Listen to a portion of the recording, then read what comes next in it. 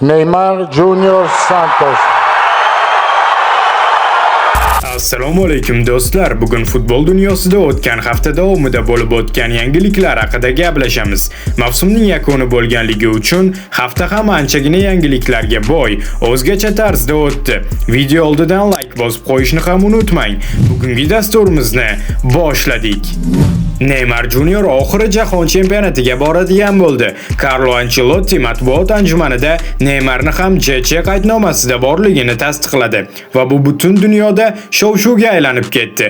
Ijtimoiy tarmoqlarda muxlislarning reaksiyalari, hattoki Neymarning o'zi ham ko'z yoshlarini yashirib tura olmadi. Bu Neymar o'zini ko'rsatishi uchun ajoyib imkoniyat. Barcha undan oldingi Neymarni kutish turgan gap. Albatta, Neymarga omad tilab qolamiz. Shunday qilib, Ronaldo ham Al Nassr bilan Saudiya Pro Ligasi chempioniga aylandi. Chempionlikka ancha qiyinchiliklar bilan oxirgi turda Damakka qarshi o'yinda erishildi. Ronaldo bo'lsa bu o'yinda dubl qayd etdi. Ikkinchi golni urishdan oldin prime davriga qaytib qoldimi deyman, gol juda ajoyib tarzda kiritildi. Ronaldo jahon chempionatiga ancha yaxshi kayfiyatda boradigan bo'ldi. Sizningcha u jahon chempionatini ham yuta oladimi? Fikrlaringizni izohlarda yozib qoldiring. Jose Mourinho Real Madridning yangi bosh murabbiy etib tayinlanishi haqiqatga yaqinlashib bormoqda. Hali rasmiy xabar bilan buni Real Madrid klubi e'lon qilgani yo'q, ammo Fabrizio Romano faqat shartnoma ishlari qolganligini aytdi.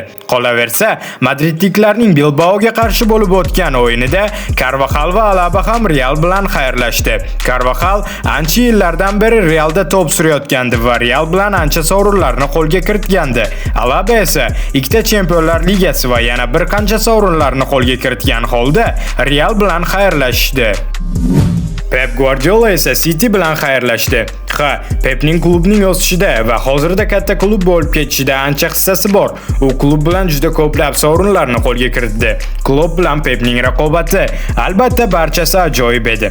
Manchester City hamda futbolchilar ham unga bo'lgan hurmatini namoyish qilish uchun oxirgi turdagi Aston Villaga qarshi o'yinga mana shu formada maydonga tushdi. Unda Pep bilan 10 yil deb yozilgandi. Keyinchalik u Italiya terma jamoasiga murabbiy bo'lishi haqidagi xabarlar ham mavjud. Nima bo'lganda ham Pepga omad tilab qolamiz. Cityga esa Pepning shogirdi deymizmi, Enzo Maresca bosh murabbiy bo'lishi kutilmoqda. Bundan tashqari, City bilan Bernardo Silva hamda John Stoneslar ham xayrlashdi. Ikkisi ham ancha yillar davomida Cityda ajoyib o'yinlar ko'rsatishgan va ko'plab sovrinlarga erishgandilar. Bunday olib qarasak, Cityda yangi davr boshlanmoqda. Ya'ni yoshlar bilan va bu tarkibning eng asosiy qismlaridan biri Husanov bo'lishini ham kutib qolamiz. Michael Carrick Manchester United bilan 2028-yilgacha shartnoma imzoladi va endi rasman klubning bosh murabbiyi etib tayinlandi. Carrick boshchiligida jamoada oxirgi yarim mavsum davomida ancha o'sish kuzatildi. Chempionlar Ligasi yo'llanmasi hal bo'ldi va APLda 3-o'rinni mustahkamlab olishdi. United yarim himoyachisi Bruno Fernandes esa Premier Ligada mavsum futbolchisiga aylandi. Bruno mavsum davomida 21 ta assist bilan APLda mutlaq rekordchiga aylanib oldi va 9 ta gol urib, jamoasining g'alabalariga ancha hissasini qo'shdi. Klubning lideriga aylandi va katta ehtimol bilan u bu mavsumda bu sovringa loyiq edi. Shu bilan birga Muhammad Saloh va Andrew Robertson ham Liverpoolni tark etishgan bo'lsa, Robert Lewandowski esa Barcelona bilan xayrlashdi. Saloh Liverpool afsonasiga aylanib qolgandi va uning Liverpool bilan xayrlashuvi o'zgacha bo'lishi turgan gap edi. Saloh xayrlashuv uchrashuvida Brentfordga qarshi o'z nomiga bitta assist qayd etib, klubni haqiqiy afsonasiga aylangan holda tark etdi. O'zbekiston terma jamoasi 22-may kuni ikki tarkibga bo'linib o'ynashdi va nazorat uchrashuvida 4-3 hisobida A jamoa g'alaba qozondi. Terma jamoamiz 26-may kuni Amerikaga uchib ketishi haqida xabar berildi. Shu bilan birga jamoamiz uchun ajratilgan samolyot taqdimoti ham bo'lib o'tdi. Shunday qilib, Cannavaro terma jamoamizning Amerikaga yo'l oladigan 30 kishilik qisqartirilgan tarkibni ham e'lon qildi. Oldinda bizni 2-iyun kuni Kanadaga qarshi va 8-iyun kuni Niderlandiyaga qarshi o'rtoqlik uchrashuvlari kutib turibdi. Tayyorgarlik jarayoni mana 5-maydan beri bo'layapti.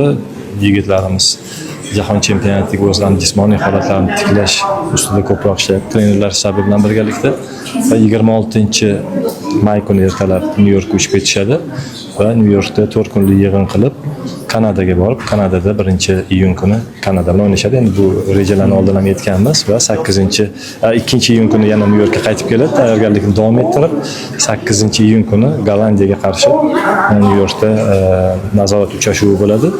Shundan keyin 9-iyun kuni Atlantaga FIFA tomonidan ajratilgan futbol bazasiga yetib boriladi. Arsenal Angliya Premyer Ligasi 2025-26 mavsumi chempioni. 22 yil deganda Arsenal buni uddaladi. Arteta 7 yil deganda Arsenal bilan birinchi katta sovringa erishdi. Bunga Futbol podkastida umumiy fikrlar bildirildi. Birinchi o'ynagani yaxshi edi City dedingiz. Ha, chiroyliroq bo'lardi-da. Ya'ni trener uchinida bo'lmasdi, maydonda bo'lardi. Biz ham jahon chempionatiga mehmonda chiqdik, hech qisi yo'q jahon O'zbekiston terma jamoasi. To'g'ri, bu faktor ham asosiysi yutuq o'zi shunaqa, lekin chiroyli bo'lardi. Oxirgi o'yinga qolib ketishi juda xavfli edi. Xavfli, to'g'ri, u gapingiz ham. Xuddi shu O'zbekiston oxirida Qatarga qarshi xavfli bo'ladi. Tajriba kam bo'lsa qiyin-da. Kristal bilan mehmonda bo'ldi Kristal Kristal ancha tashlagan, lekin unaqa raqobat qila olmasdi ham. Yo'q, raqobat qilgani ham yomon edi. Asabiy. Ataylar ham London bir-birini yomon ko'radi. Endi o'ta yana bitta faktor bor ekan, Kristal bilan o'ynadi. Bungacha qolmadi. Agar endi bu fakt baribir ishlaydi. Chempion bo'ladigan bo'lsa, Arsenal 10 million beradi Kristalga ezi uchun. Va Arsenal futbolchilari so'nggi turda Crystal Palace'ga qarshi bo'lib o'tgan o'yinda APL kubogini boshlari uzra ko'tarishdi. Oldinda Chempionlar Ligasi finali, raqib PSG. Albatta ancha qiyin o'yin bo'lishi turgan gap. Sizningcha qaysi klub Chempionlar Ligasini qo'lga kiritadi? Tarixda ilk bor Arsenalmi yoki ketma-ket ikkinchi bor PSJmi? Fikrlaringizni izohlarda yozib qoldiring. Shunday qilib bugungi dasturimiz ham yakunlanmoqda. Agarda kontent sizga yoqqan bo'lsa, videoga like bosishni va sahifamizga obuna bo'lishni ham unutmang. Keyingi ko'rsatuvlarda ko'rishguncha sog' bo'ling, salomat bo'ling.